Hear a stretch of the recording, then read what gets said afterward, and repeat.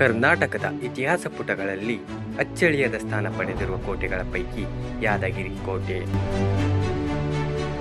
ಅತ್ಯಂತ ಪ್ರಮುಖವಾದದ್ದು.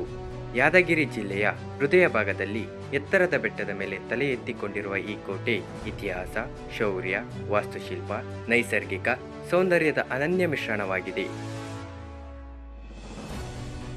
ಇದು ಕಲ್ಲು ಗಡ್ಡೆಗಳ ಸಮೂಹವಲ್ಲ, ಶತಮಾನಗಳ ಕಾಲ ರಾಜರು, ಸೇನಾ ನಾಯಕರು, ಸಾಮ್ರಾಜ್ಯಗಳ ಏರುಪೇರುಗಳಿಗೆ ಸಾಕ್ಷಿಯಾದ ಜೀವಂತ ಇತಿಹಾಸ.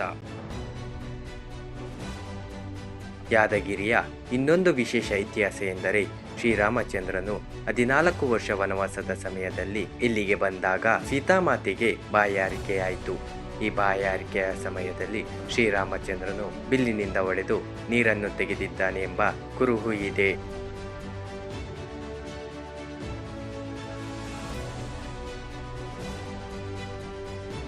ಯಾದಗಿರಿ ಕೋಟೆಯ ಇತಿಹಾಸವನ್ನು ನೋಡಿದಾಗ ಅದು ಪ್ರಾಚೀನ ಕಾಲದಿಂದಲೇ ಮಹತ್ವ ಪಡೆದಿದೆ. ಇಲ್ಲಿ ಮೊದಲಿನಲ್ಲಿ ಕಾಳಚೂರ ವಂಶದ ಆಡಳಿತವಿತ್ತು. ನಂತರದ ಅವಧಿಯಲ್ಲಿ ಈ ಕೋಟೆ ಬಹುಮನಿ ಸುಲ್ತಾನರು, ಬಿಜಾಪುರದ ಆದಿಲ್ಶಾಹಿಗಳು ಹಾಗೂ ನಂತರ ಹೈದರಾಲಿ ಮತ್ತು ಟಿಪ್ಪು ಸುಲ್ತಾನರು ತಮ್ಮ ಶೌರ್ಯದಿಂದ ಹಿಡಿತದಲ್ಲಿಟ್ಟುಕೊಂಡರು. ಕೋಟೆಯ ಪ್ರತಿಯೊಂದು ಕಲ್ಲು, ಪ್ರತಿಯೊಂದು ಬಾಗಿಲು ಯುದ್ಧಗಳ ಹೊಗೆಯನ್ನು, ರಾಜಕೀಯ ಕುತಂತ್ರಗಳನ್ನು ನೆನಪಿಸುತ್ತದೆ. ಇದು ಕೇವಲ ಸೈನಿಕರ ರಕ್ಷಣಾ ತಾಣವಲ್ಲ, ಬೃಹತ್ ಸಾಮ್ರಾಜ್ಯಗಳ ಸೀಮೆಯನ್ನು ನಿರ್ಧರಿಸಿದ ಕೋಟೆ.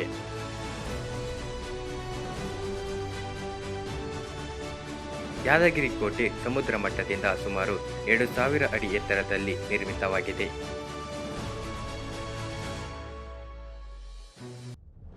ಈ ಎತ್ತರದಿಂದ ಕೆಳಗೆ ನೋಡಿದಾಗ ಕೃಷಿ ಹೊಲಗಳು, ಕೃಷ್ಣಾ ನದಿಯ ಹೊಳೆ ಸೇರಿ ಸುಂದರ ನೈಸರ್ಗಿಕ ದೃಶ್ಯವನ್ನು ನೀಡುತ್ತವೆ. ಕೋಟೆಯ ಸುತ್ತಮುತ್ತ ಬಂಡೆಗಳ ಕಣಿವೆಗಳು, ಬೆಟ್ಟದ ತುದಿಯಿಂದ ಬಿದ್ದ ನೀರಿನ ಜಲಪಾತಗಳು ಇವೆಲ್ಲ ಒಟ್ಟಿಗೆ ಪ್ರವಾಸಿಗರಿಗೆ ಅಚ್ಚರಿಯ ಅನುಭವ ನೀಡುತ್ತವೆ.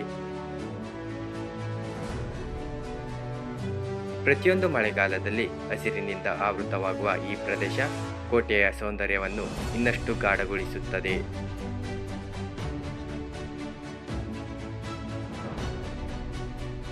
ಯಾದಗಿರಿ ಕೋಟೆ ವಿನ್ಯಾಸ ಅದ್ಭುತ. ಕೋಟೆಯ ಬೃಹತ್ ಗೋಡೆಗಳು ಕಲ್ಲಿನಿಂದ ಕಟ್ಟಲ್ಪಟ್ಟಿದ್ದು ಶತ್ರುಗಳಿಂದ ರಕ್ಷಣೆ ನೀಡಲು ಬಲಿಷ್ಠವಾಗಿವೆ.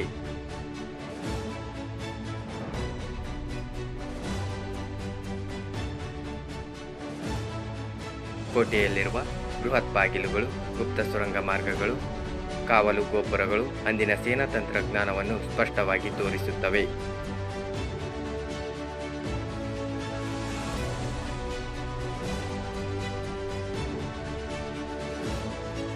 ಇಲ್ಲಿ ಅರಮನೆ ಅವಶೇಷಗಳು, ಮಸೀದಿ ಮಂದಿರಗಳು ಮತ್ತು ಹೌದಗಳು ಇಂದಿಗೂ ಕಾಣಬಹುದು.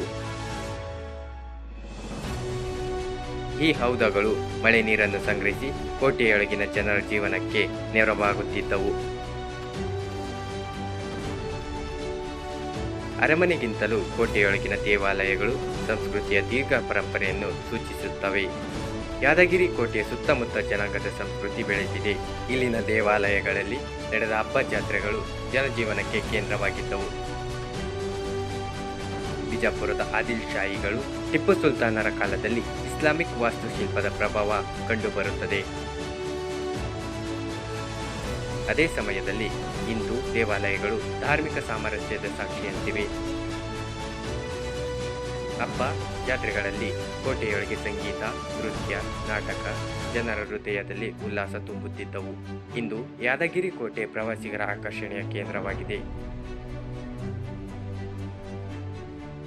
ಇತಿಹಾಸದಲ್ಲಿ ಆಸಕ್ತಿ ಹೊಂದಿದವರಿಗೆ ಇದು ಸಂಶೋಧನೆಗೆ ಸೂಕ್ತ ಸ್ಥಳ. ಕನ್ನಡ ಚಿತ್ರರಂಗದಲ್ಲಿಯೂ ಈ ಕೋಟೆಯ ದೃಶ್ಯಾವಳಿಗಳನ್ನು ಬಳಸಲಾಗಿದೆ.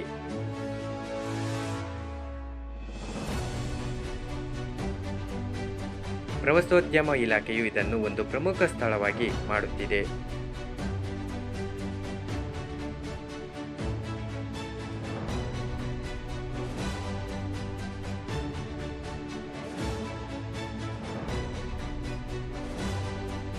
ಯಾದಗಿರಿ ಕೋಟೆ ಕೇವಲ ಹಳೆಯ ಕಟ್ಟಡವಲ್ಲ, ಇದು ನಮ್ಮ ಸಂಸ್ಕೃತಿಯ ದಾರಿದೀಪ.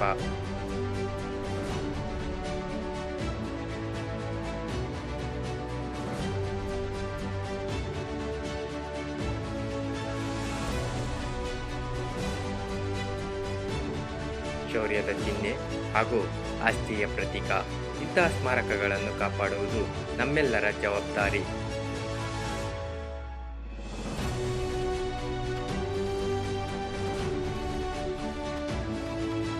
ನಾವೆಲ್ಲರೂ ಒಟ್ಟಾಗಿ ಈ ಕೋಟೆಯ ವೈಭವವನ್ನು ಮುಂದಿನ ಪೀಳಿಗೆಗಳಿಗೆ ಉಳಿಸಿಕೊಂಡರೆ ಯಾದಗಿರಿ ಕೋಟೆ ಇತಿಹಾಸದ ಪುಟಗಳಲ್ಲಿ ಮಾತ್ರವಲ್ಲ,